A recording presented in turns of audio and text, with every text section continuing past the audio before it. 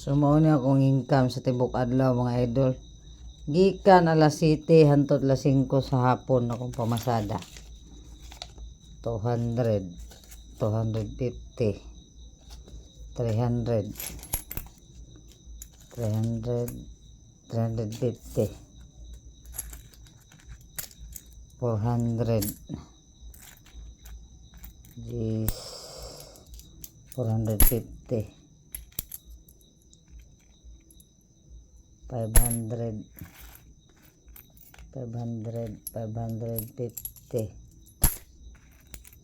Yan, nakapalit kog mga kuan mga idol, nakapalit kog mga kinahanglanon, nagkantidad po siya 100 plus ikuhan ko ni Genesis gani ha.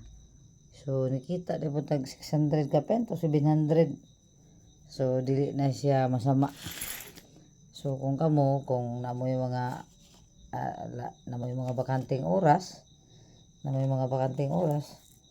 pwede niyo siya sideline ang pagpamasahero. So dili lang ta magsalig sa usa ka income nato mga idol. Kay labi nang daghan tag utang para nako, daghan tag bayaran. Makatabang-tabang siya kay di naman mahilabtan ang kita nato sa vlogging, di ba? So ano lang siya ka simple mga idol, makatigong ka kani, makangita sa kung alkansya nga dili makita ni Genesis. Kung para natay makuot pag abot sa December pohon. Kaya mga tinag 20 na to. So kaya lang magtigom-tigom ta. Ato siyang itaguan, tigumon to ng mga tinag 20. Para ni ka December na tayo makakuot-kuot, di ba? So ana lang siya. So kaysa may muhatag na to yung nani kan adlaw. So mura ra putag na narbaho, di ba? So maningkamot gyud pamasahero para natay ka supply sa tong adlaw-adlaw ang kinahanglanon kay magsalig ta sa lain natong income. Yan palit patag bugas kinahanglanon sa balay.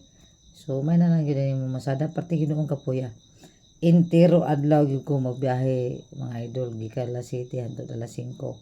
Muli na ko diri sa balay kay mo pahulay gyud ko. Nya manghinlo pa ko diri sa balay kay nagkatag pa tanang palibot. Nagkatag pa na nagkatag pa siya. Napaday diri. Ay napilo ihap. Kalata. Kato ning gihiram ni madam sa kuha iyang gibayaran kay bayad lagi tuition. So nagkatag pa siya. So una po ta matulog manghinlo gyud ko daan pod mga idol kay ug dili pa ko manghinlo ang mahitabo di ko ganahan magsigihigda niya. Pati kataga ang palibot. So that's for today's video. Thank you for watching.